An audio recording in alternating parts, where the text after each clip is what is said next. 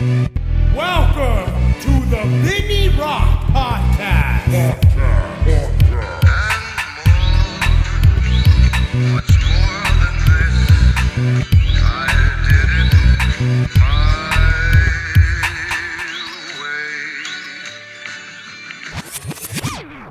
Hey, what's up, guys? It's the Vinny Rock Podcast. I got me a special guest here today. I have Richard Cabral, one of the co-stars of Mayans MC. Yep. And there's so much more to you too, and we're gonna get into it, man. But first, let me get into these sponsors, and these sponsors obviously are what makes this show happen. It helps Gotta me. love them. That's it, dude. They support the dream. So I got Carnivore Club. You guys know what Carnivore Club, just so you know, it's just kind of cool. Carnivore Club is a company that sends you meat in a box. They send you like good meat, bro. Sometimes it's chorizo. Wow. Sometimes it's like pastrami, pepperoni. what, like you don't know what you're gonna get? No, bro, it's a surprise every fucking month. And Oh, that's pretty cool. And it's vacuum sealed, and it doesn't need to be refrigerated. You can just fucking pull it out the box. Surprise. There you go. Yeah, dude, it's dope. Yeah. And so it's one of those What about months. like filet mignon? No, they don't do steaks or anything. It's they just don't like do it's kind of like steaks. your dessert meats. Oh, okay, I your got cheese you. and wine and chorizo. There you go. It did have chorizo. It's pretty good. Gave me a little bit of That's heartburn, dope. but it's I good. like No, it's it. called Carnivore All right. Club. That's a sponsorship. I mean, you can get a subscription for it. They do a once a month thing. It's kind of the manly ass motherfucking box, right? It's something that you want to get for your father, your mother, your kids, Right, whatever. right, But it's a cool thing, yeah. man. So they're one of our I don't sponsors. eat meat, so please don't send that to me. If you're hearing this, I mean, I sounded like I like it, and like it's dope, but I don't eat meat, bro. So like, but I'm all for it though, bro. Like if that's your shit, If that's then, yeah, like, if you're into can it. you cuss on this one? Yeah, dude. All You do right, it. good. All right. Say whatever the fuck you want. All right, cool. All Yeah. right, go ahead. No. Carnivore Club. All right. It's for men that eat meat. Go check them out, guys. Also, we got Lisa Beds. Have you heard of these? Those beds in a box? I think I'm gonna get one. Dog, I think I'm gonna get one. Order a Lisa. I'm getting yeah. I think that's it. I I need a new bed for my spot, where my art spot, my I heard. office. I've heard about that. We're gonna talk about that. Yeah. All right. Yeah. Dude, I'm on it. So you got to give me the info. I'll get you the info. It's Lisa Beds. It's LEESA Beds. Dude, this thing comes in a fucking box. You open it up, you put it on your bed. It's heavy as fuck. But dude, it's one of the most comfortable beds I've ever had in my entire life. And I'm not even fucking saying that just for any Are other they reason. all sizes? Yeah, they have everything. I have a king size. I need one. Okay, we'll fucking set All you right, up. let's run it. It's a Lisa bed. I'll make sure I contact you Great. with them, and we'll get you a bed. And I Okay. want to hear how you feel about it, because I'm telling you, I'm gonna give you like the first. I'm gonna get on it. I'm gonna be filming it live as soon as I get, and you're just gonna have that first experience. That's it. That's all I need. We got Willie Peach Chocolate. Willie Peach Chocolate is a veteran who makes his own chocolate out of his house. He grows some of the ingredients that he puts in there. It's amazing. Go check out Willie Peach Chocolates. They're a badass company. Again, a veteran-owned. Warfighter Tobacco. You already know. I own Warfighter Tobacco. That's a cigar company. We're getting our cigars every time we do something new. We're learning more. It's a new company. It's within a year and a half now. We've been growing because of the Drinking Bros podcast, and now the Vinny Rock podcast, and so many other outlets out there. Just the Drinking Bros community has been so good to Warfighter Tobacco, and I appreciate you guys. Warfighter Tobacco, go check it out. You can get 11% off. Why 11? Because I don't fucking know. Why not? But 11% off. It's better than 10. There you go. You fucking use the Vinny Rock as your promo code, and go check it out. We got Rockwell watches. I'm sponsored by a watch company, and they call it Rockwell watches. They're fucking dope. They've been grinding out Where for they like from? 11 years. Utah. Dope. Right there, dude. But they're badass. Yeah. I'm going to try and get you one. I'll see what's up. Yeah. They have like different styles, or All kinds of different styles. Go check them out later online. Yeah. Rockwell watch. I'll send you the Dope. link. I'm on it. Dude, they got from the classy ones you wear in a suit. Yeah, they got that's more, hot. They got more athletic ones. Yeah, It's I'm dope, I dude. think I'm more classy. Classy, right? Yeah, I think. You're a classy dude. When I want to be. Do you like to wear suits? I do wear suits. I've seen one of the pictures you have, and Dude, homie, when I hit the carpet, I gotta look fly, homie. that's something I'm learning, bro. Dog, you gotta be on point, dog. Dude, I needed help, bro. But like, I get it now. The watch, the dude, shoes, it's all swag. You need it. You need it. Bro, I didn't realize how important those red carpets were when I see Right. the pictures show up everywhere. Everywhere, dog. Everywhere. I had a crazy face on one time. Like I wasn't sucking it in. You know what I'm Yeah, saying? Like, yeah. dude, those things live in the space forever. Right, and like it's a whole different beast in the entertainment industry. Like the carpet pictures are like that. That's just a whole different avenue, and yeah, Bro, man, that's part of the game. It's part of the game, but like it's not its own. It's its singular section. You know what I'm saying? Yeah. And we could talk about how like I experienced that and how it kind of fuck me up. But dude, for sure, no, it's good. We'll talk about that for sure. Yeah, for sure. Lastly, sponsors, you guys already know. There's Article 15 clothing. There's also Lead Slingers whiskey. We're out there doing our thing with the whiskey. We're trying to get out there in other places. Hit me up on social media. I can tell you other places and with states that we do have it currently. I'll try and get a list out there here on social media.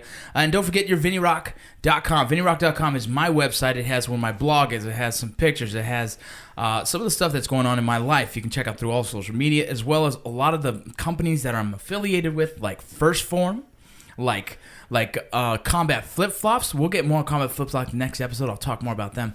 But this next couple of days, hopefully, this next couple of episodes, I'll be able to have a lot of these my Mayan brothers here with me. And so today, who I have with me is Richard Cabral. And the craziest thing about this, Richard, you are one of the Latino ex-gang member actors that I've looked up to, right? Like I'm always a fan of the guys who come from where we are. We're all in the LA area, right? From the bottom. Right. and watching guys like you, and there's several other dudes out there that are just like always like, dude, you can tell this dude was real. He's like, he was a real gangster, and now he's, he was doing the street thing, and now he's doing the Hollywood thing. Yeah. And for me, it was always impressive. So when you walked into the room for the first table read, I was like, oh shit, it's that dude, right?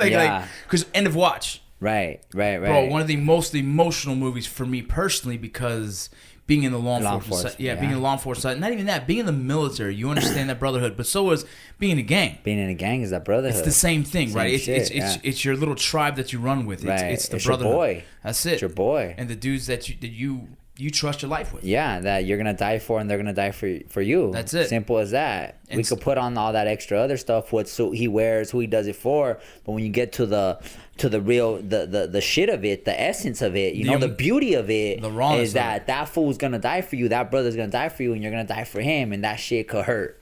Dude. Bad. Nasty. Yeah. Nasty. Could rip your heart apart. That's one of those things, man. So that movie was one that hit home for me. And so knowing that you were one of the actors in it, and it was fucking awesome to see. And so a lot of people listening probably don't know your background. Do you want to kind of give a quick for sure insight on from the street to born East Los Angeles native, second generation Mexican American, Boyle Heights. That's where my family came. And broken home. I'm not gonna be like, I was just a gang member. You gotta understand the gang member, bro. You gotta understand sometimes the psyche of it. Like, it was a broken home. My first mentor, Father Greg Boyle of Homeboy Industry, says that there is no hopeful child that becomes a gang member. And that's not my just interpretation. That's really what I feel, bro. Because off of the thousands of men and women that grew up as drug addicts or gang members, bro, you talk to them and just fucked up shit happened, So anyhow, that's really was my story, bro. Dad split, uncles kind of brought me up. Uncles have been involved in gangs in the 1970s, and bam, bro, mom was doing her thing in 12, 13 years old, that pivotal point in a man and woman's life, that junior high, going to high school, bro. I was in East LA, bro, and it was all my friends, bro. All my friends just got into it and got jumped in and then just ran with it, bro. I was all in or I was all out. And I'll go ahead. It's kind of like one of those things where I think everyone's searching for family. Everyone's searching for someone to relate to. You're looking for something to belong to something bigger than you. Belong. It's as simple of you have to belong to something. You have to belong to, and you're taught that at very young age, bro. Yeah. Boy Scouts, Girl Scouts, fraternity, fucking cheerleading, whatever it becomes, bro. To belong to something. You know what I'm saying? And that's what it is. And you go into these poor communities, bro. You go into a poor community in Los Angeles or in Chicago or in New York. What things do they have to belong to, bro? Be real about it. Yeah, that's it. They don't got shit. Nothing. You got sports if you're fortunate enough to. If you're fortunate, but not everybody's not everybody could hack it, bro. Not everybody could be out there and crack heads and crack balls, bro. Some dudes and everybody's they're taught with different things, bro. Some people are really book smart, bro. Yeah. But you're growing up in the hood and there's nothing to get into. You get me? Right. That's exactly it. Go ahead. No, good. No, you're exactly right. No, and that's what I'm saying. I understand that world. I understand how it is. I grew up around it, dude. Yeah. I got friends that that went more the gang route. They started in tagging. That's back in the day. Yeah. I was a tagger. I was a tagger. That's bro. the thing. The evolution. So some people don't understand the evolution of fucking the gang. Of a gang. It's not You started with your crew. I started skating with my homeboys at first, and then we just found our little homeboys. Yeah. And then all of a sudden we got into tagging, and I didn't get into tagging because I was just always playing sports. But these guys got into tagging, and then they evolved. Next step was gangs. Gangs. Yeah. And it's all a step, and it's all the same shit. It's a brotherhood. It's just friends, and then they evolve, and they belong to a certain crew or a circle, and it just happens to be that, bro, and it's the norm. What people don't understand, it's the fucking norm, and we're not talking about the Midwest, bro. We're talking about Los Angeles, the gang capital of the world, where the first gang was came up in 1939, right. Bro. 1939. Well, there's people that look down upon people that were in gangs. They're like, oh, they're fucking idiots. Like, dude, you don't have no idea. Yeah, right. The history. There was not an option. It was, if you were on that street, there was a street by me called Langdon Street. Yeah, Langdon Street, bro. Yeah, I know Langdon. I was posted with Langdon. Anyone on Langdon was pretty much growing up in Langdon, dog. Yeah, you were part of it. Yeah. That was it. And so it's funny, man. I was trying to tell Clayton that the other day when I was driving by, like, oh, there's Langdon.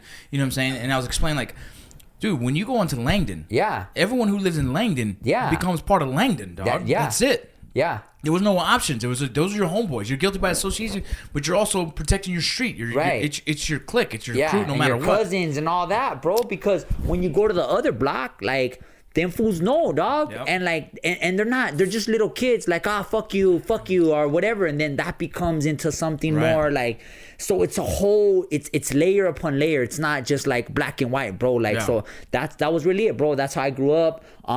Got into the hood, and then started doing dope, and then by 13 years old, I would get incarcerated for my first time, and then every year after that, I was always incarcerated till I was 25 years old. You just kept jumping in there. Yeah, that was the revolving door. I would come out for a few months, but ultimately I would come back and for different crimes. And what was it? What was the point that you realized? There's more to life than this cycle. So right? my son was born when I was 19. That was a big thing. And but I didn't know, bro. You know what I'm saying? I didn't know how to be a father. I knew that it felt good for him being born, but I didn't know what the fuck a father was, You never had one. I never had one, bro. Right. I never had and then my mom didn't really teach me much about parenting at that time. So so that was a big thing, bro. But then right after that, I got out, and I see my and I think the biggest thing, though, that my homies from my neighborhood, those are my childhood friends. You know what I'm saying? My childhood friends. So you're still running around with the boys, and but not everybody's gangbanging. I wasn't gangbanging. I wasn't really gangbanging, bro. And I went out one night, and it just went liquor got involved, bro. And I went out with the boys, and I shot some dude in East Los Angeles, bro. Yeah. I shot some dude in East Los Angeles, and they found out it was me, They found out it was me and my homeboy. But I ended up taking the rap, and I was fighting attempted murder. I was fighting 35 years to life. Yeah. 25 for the attempted murder, and 10 years for the gang allegation. Yep. So, and California has crazy strict rules on gangs. Yeah. Anytime you gang affiliation, they attack more on you. Yeah. Because what gang enhancement, 10 years. Because what they're trying to do is just break wash you up. Yeah. They identify gang members as terrorists. They're domestic terrorists. That's what and so they're harsher punishments here now. Yeah, for sure. Yeah. So that was it. I was fighting 35 years to life, and I went to Texas. I went on the run for a little bit, and then I remember having that moment right before I was gonna go to Mexico, bro, to just try to be on the run forever, And then I was like, nah, man, and then I had found out that the guy lived, so I was like, you know what? I'm gonna come back, and I'm gonna face it, and fuck it, I'm 20 years old, and I turned myself in the week of my 21st birthday. Was there anyone that had a involvement in that? Anyone that talked to you, kind of words of wisdom, saying you know what, you can still change your life? Is there anyone? Nah. It was just all you. You just sat there. It wasn't, bro. It was because I think that there could be people, but ultimately it's you in the night when you go to sleep, and but some people might have people, but I didn't, I didn't, and it was my dad, and it was and I think the conversation sometimes comes out in different ways, bro. The conversation wasn't ultimately my dad giving me those words, those words coming out of his mouth, but he carried his conversation. My mother carried her conversation. My baby's mother carried that conversation. Like, fuck, like, you know, I wish things could have been different. You know what I'm saying? And like, I think that deep, you don't sometimes you don't have to say words, bro, to understand like what the conversation is. The impact that you made. Exactly. Yeah. So that was it, bro. And I make that decision to come back, and I turned myself a week before my 21st birthday. Damn. Yeah. So you're sitting there in prison. Yeah, sitting in the county jail for a year, bro. Like that shit. And like I grew up like as a gang member and being institutionalized as a very young age. You grow up fast, bro. You grow up seeing violence, bro, and seeing and I think when anyone grows up in LA and is somewhat of a streak, dude, you grow up, bro. I learned a lot of shit at a young age. Yeah. A lot of shit. A lot of shit now that I wish my kids kind of had. Yeah. Because they don't have the street smarts that we have. My son either, bro. Right. My son either. And my daughter, I feel like, dude, you're raised by a dude that has so much fucking street smarts. It's insane. And how did I not hand that off to you? How did you not get any of my street smarts? Because kids are missing out on the shit that we learned. Yeah. I saw dudes getting fucking. There was drive-bys. I've seen all this shit at a young age, and just knowing like, oh shit, there's a threat out there, or whatever the case, right? Like your mind's different. It just got prepared for shit. Boom. It's on that survival. It's that not tribal.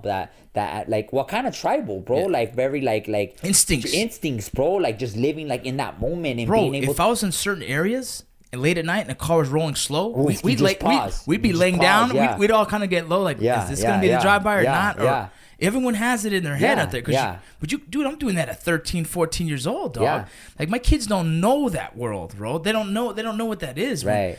Because I hung around a lot of Panorama City. Yeah. That's where all my homeboys were at, dude. And so, gang activity. Dude, there was some shit out there, bro. Yeah, there was. Van Nuys gang. There was freaking all those crews, and it was just, dude. It was that. And I grew up on the other side of the freeway, so when Reseda, all that, right? Dude, so it's just crazy that I grew up in a pretty good neighborhood, right? But all my homies lived on the other side, and the other side of the tracks. And those are my boys, dude. Yeah. And so I was always there, seeing shit, hearing shit, being around it, and grew up fast as fuck. Yeah, dude. And that's what you were saying. You were growing up fast. Yeah. So that was it, bro. I fought that case, and ultimately I ended up getting 5 years, bro. I got 5 years. I fought that case for a year for attempted murder, and the week before trial they gave me an offer for 5 years, bro. Nice, that's good. And it was just crazy, bro, cause like you're dealing with that shit, but then when you're in the court system, bro, and you're fucking like you're like now I look at it like I'm 34, bro, but like I'm like fuck, like I was 20 years old looking at a life sentence. I was a fucking kid. Baby, dude. I was a fucking kid, bro. Yeah. Like shit. Didn't know shit, bro. Bro, like I was, and like I remember like the week before trial they offered me 13 years, and like I'm like now I'm thinking like damn, this 21-year-old kid like just was should I take the 13 years, or that's like a big, like most people are thinking like should I go to Stanford, or should I should I take 13 years or get life, you know, like what the fuck, dude, that's crazy. Yeah, but all the bro, like so the ages that most guys are getting life and fighting life are between 18 and 25, and there was hundreds of us, bro, hundreds of us, literally, and all the majority Mexican, Latino, and black, bro. That's it. And hundreds of us fighting life, all between the ages of 18 to 25. And it's all gang associated or drug associated. Yeah, bro, all. But like, and in the mind fuck is like these are your friends, and you guys are not. But people don't. In jail, dog, you're not like, yeah, let's just go kill everybody right now. Like you guys are like chilling, playing cards, talking to your girlfriend, like like college shit, but just in jail. No, for real. It is you're sitting there playing cards. Yeah, you're laughing. Internal jokes. There's all these little jokes around. There's happy moments. So it's the norm, bro. It's the norm, and it was that. But now, but looking. Well, you're sitting there and like you're in there with your own homeboys you grew up with, and you're just like, well, this ain't that bad. Yeah, I'm kicking it. Like, this is what we do. It's all good. Yeah, you know, like the world don't look bad upon us because this is what everyone does. Yeah, this is our society. Right. Which is fucking nuts, dude. Right? But it's the same like with the like in the military, right? No, it's exactly like that shit is not normal to the rest. But like we're not over here just killing enemies all day, right? I know. I have a lot of these guys that are coming up to me like they like the stories about the military, and I trip out on them. I'm like, it was a weird life, whatever. It was cool, you know what I'm saying? They're like, and people ask that, but like I don't see it. I guess when I sit back and evaluate, I'm like, yeah, it was pretty fucking dope, right? Like I did do some badass shit out there, right? But to everyone else, it's like, that's a crazy life. I'm thinking like, and then flip it to me, you in prison thinking it's like, oh fuck it, dude, I might do life or not. Dude, that's crazy to me, dog. Like I was a prison guard. Yeah. And to me, I always felt like, dude, I was lucky not to be in there, dog, because there was definite moments in my life, bro, when I was right on the fucking fence of getting fucking pulled over and arrested. Like, there's some shady shit, right? Yeah. You're just a kid. You're hanging around kids that do dumb shit. Yeah. And then I'm in fucking prison with dudes, and I'm like, I'm as a prison guard, I'm looking at them. They're like, you should be here with me. I was like, I fucking know, bro. I fucking know. I know, but somehow I'm not, and I'm just gonna come ride this out. Ride this shit out. Like I told you the other day, it's like when dudes are doing tattoos, I'll be like, dope ass tattoo, bro. Finish that up and give me that tattoo gun later, because I'm not gonna let a guy have a fucking half-ass tattoo, and I respect that shit, right? Like other CEOs would be like, give me that, they'd be dicks about it. I'm like, bro, I related so much to them, and I also knew what I was doing. Yeah. For me, I never wanted to be a fucking corrections officer, dog. Like never. Like that's not something to me that is like you want to do your life. No, bro. We used to trip out on that, bro, because like we used to see these old ass CEOs, dog, and they walk around like miserable, bro. Miserable, right? Dude, I'm saying right now, like they forced us to be here. You guys choose to fucking be here, right? Like, dog. I would go there and the gate would close, and I'd be like, ugh, like this weird feeling, like. Dog, I'm in prison. I'm in the prison, locked in. I can't leave the fucking door until someone else looks at me. I wave at them, they see it's me, and then they open the fucking door for me. It's not a good feeling, bro. Yeah. And like, as much as I miss it because there's some crazy ass shit that happens in a prison. Yeah. I don't miss the feeling of like, dog, it's a monotonous feeling. It's the hamster wheel, dog. I'm babysitting grown ass men who I don't need to be babysitting, but some of these dudes, give them one opportunity and they'd fuck you up. Yeah. For no other reason. Yeah. Like, not because me, but because the position that I'm in. Yeah. Because the law, the authority that I have. Yeah, yeah. That's it. And dude, you don't know from one dude to the next. Man, I've had conversations with dudes in segregation, dope ass conversations, bro. He's just spitting, just going at it. Deep, dope, right? Everything, dude. Yeah. Just talking about like, dudes tell me like, yeah, man, I fucking, one dude was kidnapping fucking kids left and right and fucking holding them ransom, like some crazy ass shit, right? Yeah. And I'm like, damn. But he's like, it's like it's spiraled out of control. His life, like one thing doing to another, and he started getting deeper and deeper, and eventually, like, out of my hands, dog. You know, and like, fuck. And that's how people do that. It happens. It happens to everybody. You don't start off like why. Yeah, exactly. It just goes little by little, right? Yeah, and a lot of people are fueled with quick money. And especially the drug world, and I'm talking drug smuggling and that world. That big dope. Big checks for small work. Yeah. That's enticing for anyone, dog. Yeah. If you make $20,000 a year on the border towns, there's an average of $20,000 to $30,000 a year, more like $20,000 a year. Right. And someone offers you $100,000 a year, bro. Fuck. You tell me you're not gonna second guess, third guess, fourth guess? You're gonna sit there and be like, fuck, dog, this would change my family's life. Right. Out of debt, kids get college. I get a car that fucking works, bro. That's what happens. Yeah. It like we're living this life of fucking bills and fucking just slammed, dude. And just trying to fucking breathe. Yeah, and then someone offers you a 1-up, dog. Yeah. I fucking think about it, dog. I sit there and thinking about like me personally. I've always tried to do. It's like the fight against good and evil. Yeah, just do the right thing, right? Like because then there's consequences, right, for every decision. For sure. And I know that, right? So I do everything to do the right thing because I know what it can happen, right? Yeah. But I'll also see how other people do and how they are like, fuck it, I'm doing it, right? And it's like, and so like when I was on a that's it, right? That does it. Yeah. So I sit there and like, okay, they said fuck it, right? And now I'm here, and now I got to do my job, right? But that's what it is, dog. That's it. One choice. That fucking moment where you're sitting there like, fuck it, I'm doing it. Yeah. And dude, but I get it. Yeah. You know what I'm saying? I get it. Yeah. It's like I have the devil and the angel on my fucking shoulders, and the angel just seems to have a louder voice at times, right? You know what I'm saying? Right. And that's all it is, bro. Yeah, man. It's crazy. It's layered. This shit is layered, bro. Dude, it's not. Yeah. That's the thing. It's so cool to me being in a room full of actors like you guys, and with a lot of you guys have the experiences you have, and me being on the other side of it. Like Frankie gives me shit. Yeah. Frankie's like, bro, it throws me off that you were a cop. I'm like, bro, what do you want me to say, dog? Like, before I was 25, we would have hung out, drank beers, and did the same dumb shit. You know what I mean? I just never got caught up. That's all it was, right? But it's like he still, I feel like he's uncomfortable sometimes. Like I'm an undercover still, dog, or something like because because it's two different worlds, right? And, It is, you know, it is. and him and some of the other guys sometimes, you know, we go back. We had a conversation the other day and almost got heated because they're like, well, the cops shouldn't have done this. I was like, well, truthfully, like, you're gonna protect yourself. You're gonna, you know what I mean? Like, me personally, as a law enforcement officer, I'm gonna do everything that's safe for me. Right. In pulling over someone, scariest fucking thing. Yeah, I remember I was on a panel and with and there was a LA sheriff on there, bro, and like that really hit me right there. And he was like, you cannot say it till you know what it is to be in that position and have to pull over in Compton. He was a fucking sheriff in Compton, bro. And like I had a moment, and like even in the watch, bro, like watching Jake and Michael Pena, and like they worked with the LAPD and the sheriffs for like 6 months, bro. Like, I get it, bro. Like, I fucking get it. You have to, dog, because you spent this time on the other side,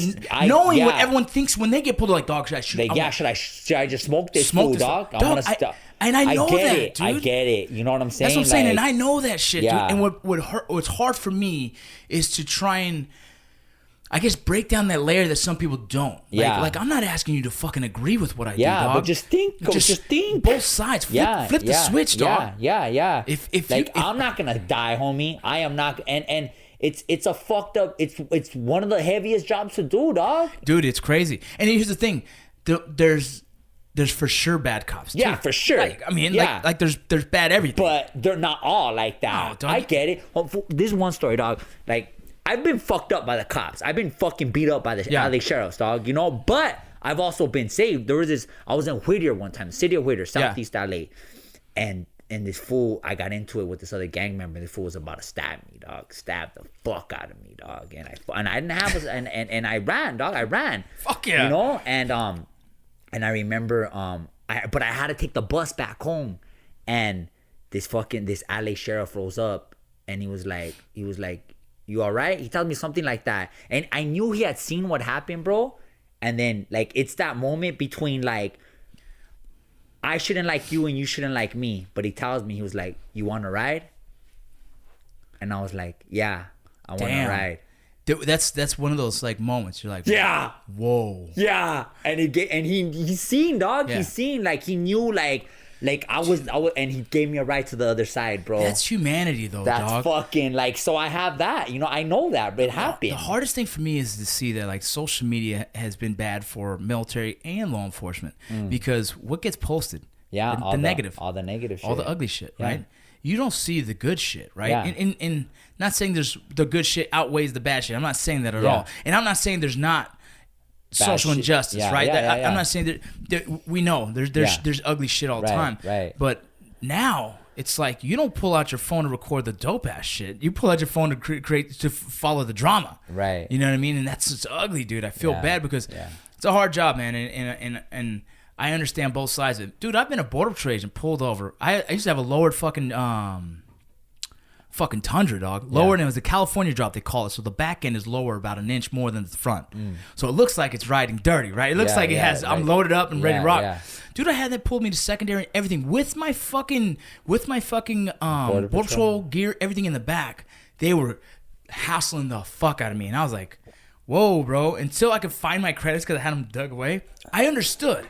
Yeah. I understood both sides of it, like, yeah, dude, this is this sucks, you know. Right, but I think it's like men like me and you that have lived kind of like on both sides of it now, and like me working on in Hollywood, like, and then we work close with with law enforcement, and it was a lot closer than I've ever came up. You know, we're on set and there's LAPD or there's sheriffs right there, and like.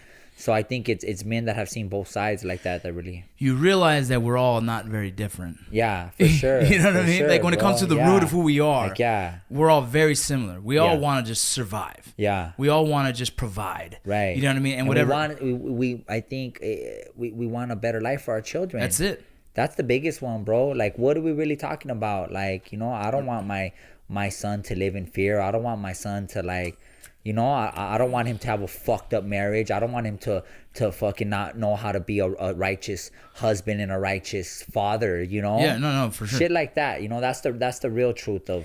But it's crazy to me, man. I see so many guys that started like you and then stay that way, right? For somehow... The majority. Dog, that's what I'm saying. Like, bro. Somehow they don't visualize that they can break the cycle. Yeah. Right? Like, and that's not just gangs. That's everything. It's humanity. That's too. poverty. Poverty, yeah. People could, like, I can't ever see myself be homeless on the street very long. I could see myself going, fucking it all up and being on the street. Yeah. But I don't see it staying there, right? Yeah. I see myself like, nah, motherfucker, I'm gonna create some money, dog. If I have to wash a few windows to get $5, and then from that $5, you see what I'm saying? Like, Right.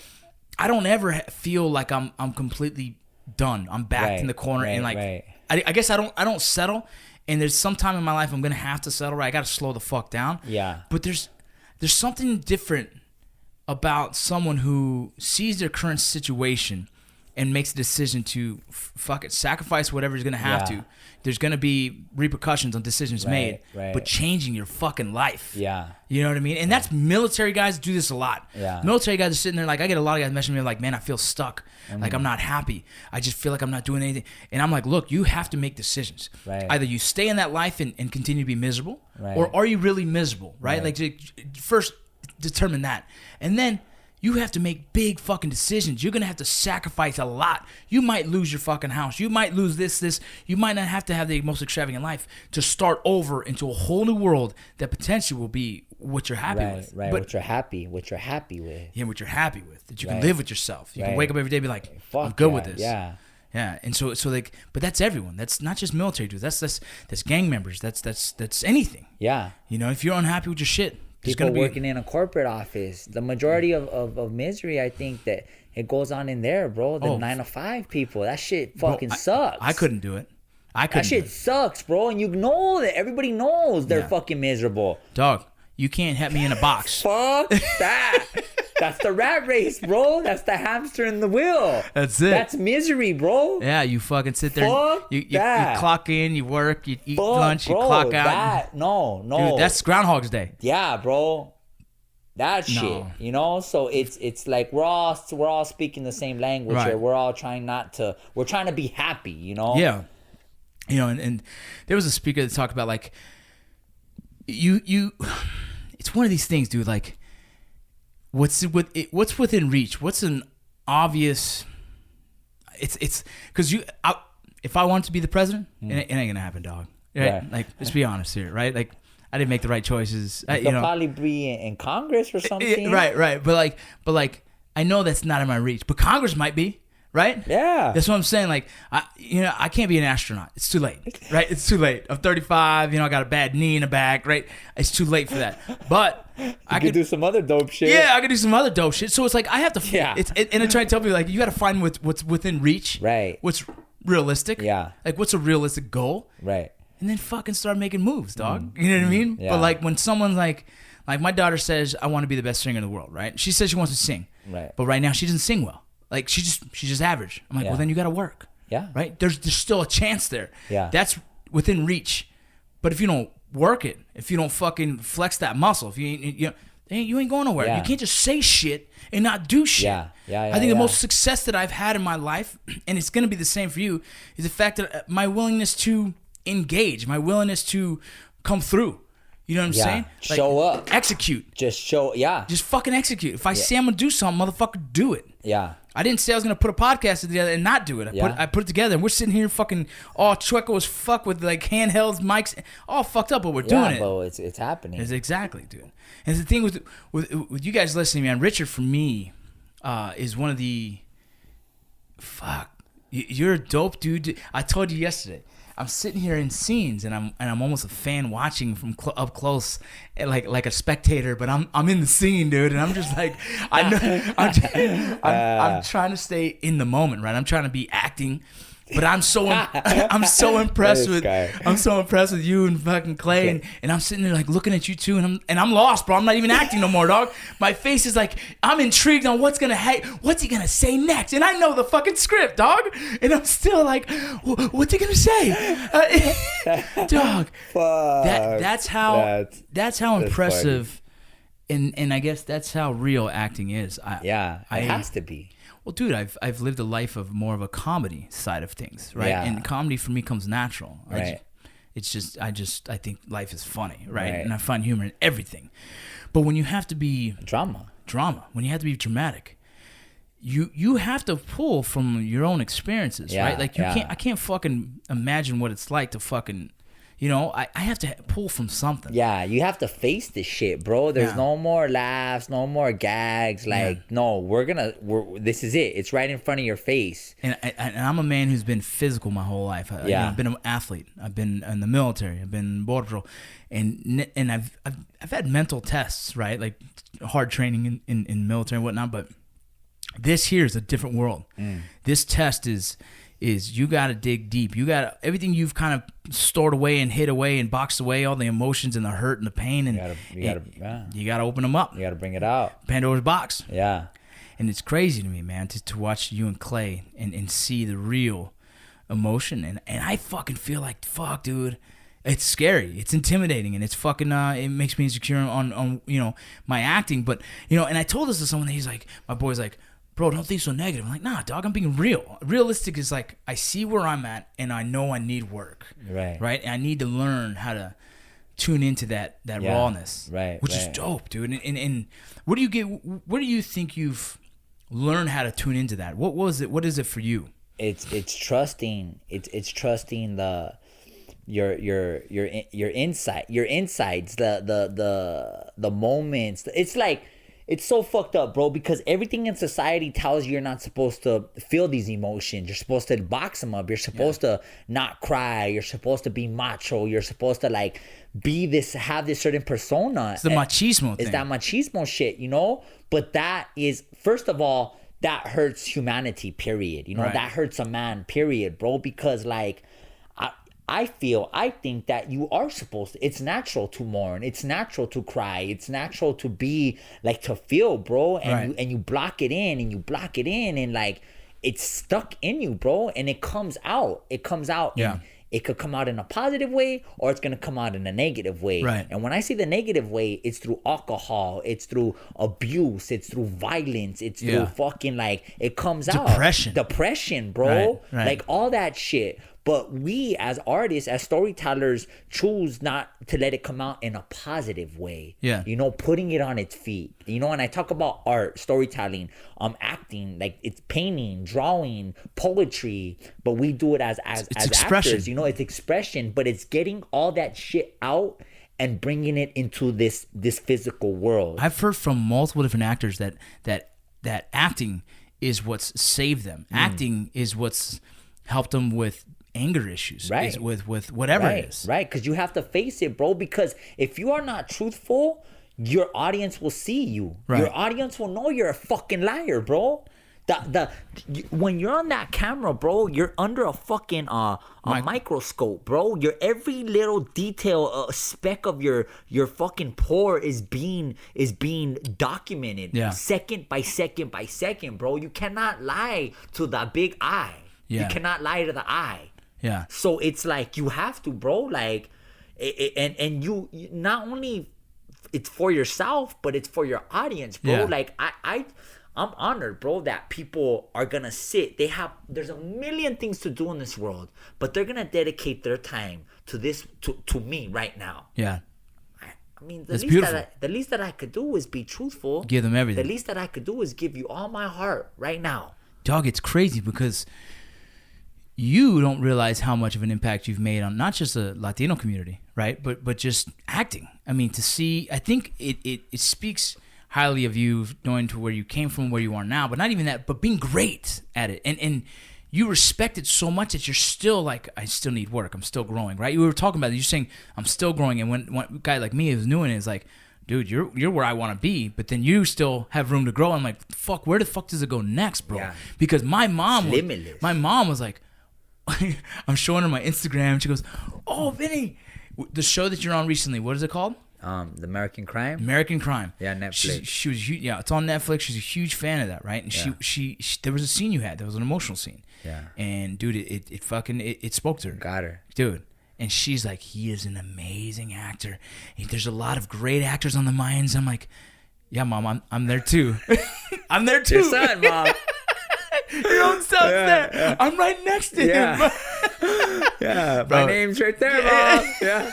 I'm getting tagged too. Yeah. No, dude, but yeah, it's things like that. When and my mom is one of those people to me. Is like, if something can speak to her, it's real. It's real. Yeah. She's just one of the coolest ladies ever. And so it was cool. She was like, is Richard coming over? I was like, no, Mom. She goes, oh, okay. I'm just gonna go to the room. Like, she thought you were coming over for the podcast, but it was Clay. Yeah. So she got all ready. Dude. She was just like, wanted to meet you because that's yeah. how much you spoke to her through film.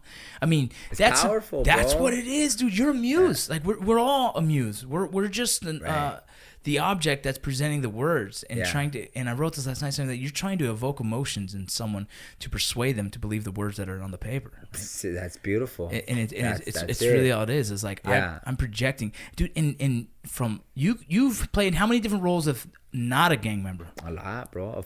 A good handful. Well, a good handful not. And like, what is the most challenging role for you?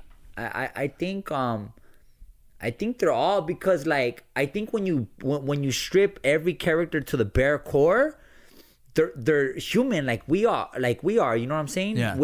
It's pain is pain. Love is love. Like, just because you're loving in the barrio or you're loving on Wall Street. Yeah. Like the Wall Street is just the exterior, but the true thing is the inner emotions, bro. Right. And there's no color line, there's no Wall Street, there's no title on that. Yeah, there's no change for acting and emotion. Right. So it's like it's so there's no more challenging, you know what I'm saying? But I think my most is my one-man show. Dude, I saw it. My one-man show, bro. And it's powerful. Bearing my heart and soul for an hour and 15 minutes with no break. Straight. I watched that and you know what it reminded me of? A very similar, a little bit darker than but the John Leguizamo, his one-man show did was called Freak. He did a couple. The Freak, first one, Sexaholic, Ghetto Clown. Freak was the first one I seen. Yeah. And that Freak, and I was young, bro. I watched it on HBO, and I remember watching it, and he had me laughing. He had me almost in tears. Yeah. He had me angry. He had me nervous. Like, he ran the gambit of emotions on me, bro, and I felt beaten. Yeah. I finished watching that, and I was just like, what the fuck just happened to me? Wow. And why was he able to do that? And it was beautiful, and it's something that stuck with me forever. And then you said his Ghetto Clown. That was the first Broadway show that I seen in New York. And he did the same to you. Fucked me up, bro. Fucked me all up. People don't get it. He's only played like really fucking weird ass roles. Yeah. But they don't know the real art behind what he does. He's a fucking madman, bro. He's just a great storyteller of this time period, bro. And he doesn't get the respect I believe he deserves. Fuck no. But he's like, for whatever, I don't know him personally like that, but you got them storytellers that stay on that side, bro. Yeah. That stay to the theater. And I'm not saying one is better than the other, like that are happy with that. Like, you know, fuck what the masses are talking about, you know? Like, if you want to know me, then come through. You know, see me. See what the fuck happens. Yeah, seek me. Yeah. So it's that, bro. Like, and like New York, bro, like that's always like my sanctuary, my recharge. When I go to New York, bro, whether it's off Broadway, whether it's a lot of times it's off Broadway, bro, because it's storytellers just bearing their hearts and soul all day, every day, homie. Don't give a fuck a network, don't give a fuck what the money is, bro, and like that's the sacrifice of an artist, bro. I think that's great, and that's what it is, right? It's he just puts it out there. I don't give a fuck if I make $1 million or fucking $2. Yeah, it's about the story, bro. It's about and that's really what I took to heart, bro. And studying him and many, bro. You know the history of storytelling. Like, if I bear my heart and soul, that allows you to bear your heart and soul. If I open my heart, you can now open your heart. Right. If I laugh at the shit, if that shit makes me laugh, that's just gonna make you laugh. You know. Well, so it's just being truthful like that. Right, and just you doing that. You've probably inspired thousands of ex-gang members or gang members to, it's okay to fucking seek a different path. Yeah, it's okay to do something different. It's okay to step out of that comfort zone. Yeah, and be happy. Yeah. And be happy. And it doesn't have to be acting. It could be anything. Fuck no. But just seeing that, fuck, he was able to do it in what he loves, and I'm going to fucking do it. Right. Let's go back to your one-man show. Right. Because, dude, I saw that. Yeah. Bro, fucking heavy. Yeah. Heavy. And what is it called? It's called Fighting Shadows. Fighting Shadows, and that does play in LA periodically, right? Yeah. We always bring it back. I'm a resident at the Inner City Arts in downtown Los Angeles. Yeah. So that's my home theater, and it's just always finding the time with my film schedule to come back and it's bring called it. Fighting Shadows. Fighting Shadows. And where can someone find it right now? If they're I mean, is it out there right now, digitally? Not really, Just bro. Google and look for it? We have like a link on Vimeo, but I think it's still kind of private. Protected, yeah. Yeah, which is good. Yeah, I think there's bits and pieces of it though. Like I know Me Too did they did a story on it. Like there's Yeah. you could pull it up and you could see bits Yeah. and pieces and Dude, it was good. Yeah, thank you. Dude, how long did it take to do something like that? So I shut down the first 6 months, the 6 months of last year. I told my reps like, if this means that like we have to part our ways at this time, then like fuck it, like that's a sacrifice I'm willing to do, because I knew that show was gonna be one of the hardest things I've done in my career, in my life. And it needed just pure focus, bro. So I turned down jobs, bro. Those first 6 months in order to do that in May of last year. Dude, I watched it, and I can't wait for the day where I have the balls to stand on stage alone. Yeah. And fucking put forth the emotions that you put. It was crazy. It was dope. It was. I was uncomfortable. You know what I mean? I was emotional. I felt it, and it was just like, damn, this is crazy. To me, it's a whole different level of something I aspire to do. It's the same as John Leguizamo's. Yeah. I watched it and like, I don't know if I'd ever have the balls to do that. Right. To bear everything is really what you're doing. Right, you're standing up there fucking naked and letting everyone raw, fucking, baby. Dude, wild. Yeah. It's fucking cool, bro. And that was it, bro. Like, I want you guys to remember me. You know what I'm saying? Yeah. Like we're gonna die, bro. Like there's no if buts about it. But how are they gonna remember you? You know, like what's when the my legacy? kids, when I die, like my kids are gonna have that show. Like, you know, like who was your dad? That was my fucking dad right there. Yeah. That was my dad, you know, and it wasn't what I did on stage. Like I would embody that like off a stage to my children, you know, but like that was my heart and soul. That's how far, that's what I should strive for. You know what I'm saying? Yeah. Why? Because my father strived for that. Yeah. Shit like that. I think I think all of us as parents want our kids to have a better and easier life than we had. For sure. And it's kind of like that. It should always grow that way. It should always. You should never be taking step backs. Yeah. No, man. I think what you're doing in acting right now is fucking awesome. I hope, like, who knows how long this show goes, but I hope that we're working together. For here on out. I want to somehow stay involved. I have a one-man show that I wrote. Yeah. And I'm not even close to fucking being ready for it yet. But it's on paper. Next step is to actually start putting it together. It on its feet. Yeah. It's fucking wild. Dude, great. This is great. Let me ask one question. All right. Go ahead. What's your biggest regret? Regret? I don't know, bro. Like I don't know if I have any regrets, you know? That's kind of right. It's the life you lived is what. Yeah, and like people that don't know the gang life though too, like I never really like I always had these rules in my mind, you know, and there's like some savage ass people out there, you know, that have no rules, you know, and like, but I wasn't one of them dudes. And I stand behind that, you know. I played in the rules of engagement, you know what I'm saying? The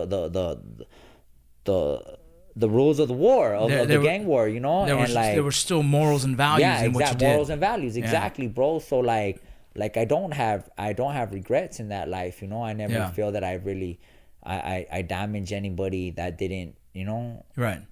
You ever spoke with the guy that you shot? Nah. Was that something you would ever want to do? For sure, bro. You know, and like, does he know who you are? That's crazy, right? Like, he has to, right? But the story is, and a lot of people knew this story, that the reason why he didn't point me out that day is because he said he wanted his run back. Because he said he wanted, when I got out, he was, you know, he was gonna. So you ever think about that? Nah, I don't. Fuck it. I'm not gonna live in fear, bro. No, I'm not saying. I'm not saying if you. Not like that. Not saying if you fear, but like. Like nah, like all right, bro. Like if that's, I guess. Yeah. You know, like. But you didn't die, homie. Can you just clip me on the shoulder real quick? Let's call it even. Yeah, dog, it's right here. Yeah, I'll take one right there. Interesting, bro. I mean, interesting. I mean, it's what it is, right? Yeah. It was what it is. Damn. Wild shit, man. Dude, this has been. We're almost at about 49 minutes, man, and fucking it's been great. We're gonna cut it here because I think we're gonna have another one here soon. One of these days, Yeah, we'll for just, sure, we'll just bro. keep I'm jumping always on down, it, dude. and then you're gonna come through on mine. Yeah. So let's hear. So people that are listening right now, where can they find you? I know on Instagram it's Richard Cabral official. Richard Cabral official. Yeah. Then we have our podcast, Without Your Permission. Yeah, that's on iTunes. Yeah, that's on iTunes. Without your permission, it's one word. Yeah, There's no without spaces. no space. Without Right. your permission. And I'll put that up on my social Yeah, media. and I think that's like that. It just needs to be, bro, because so long people have been talking about our story. You know what Yeah. I'm saying? And like, and I think we both have this in common that we just stood up. Like, you know what? Fuck that. Like, I'm not gonna let anybody tell our story. Like I'm gonna tell it the right way. You know, Yeah. that was really my vision for my podcast. You know, Right. but I like for me hearing things from you, like it's the most beautiful way because it's coming like you feel that passion, you feel that heart because you experienced it. Yeah. You know, and that's it. Like that stuff inspired me to bring out my podcast. You Yeah. know, and like it's talking about like our communities, what our people have to go through or how we suffer. You know what I'm saying?